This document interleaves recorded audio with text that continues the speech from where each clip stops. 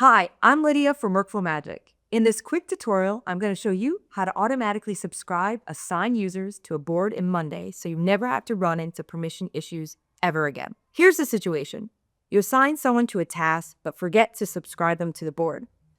When they try to make changes, they get blocked and need to request access. That slows everyone down. We're going to fix that with one simple automation.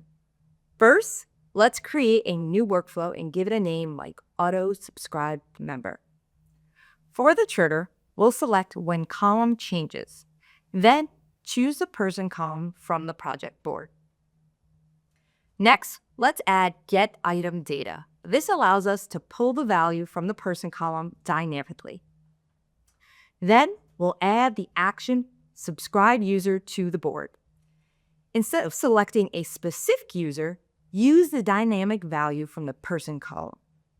Now, every time you assign a person to a task, they will automatically be subscribed to the board. No more access requests, no more confusion.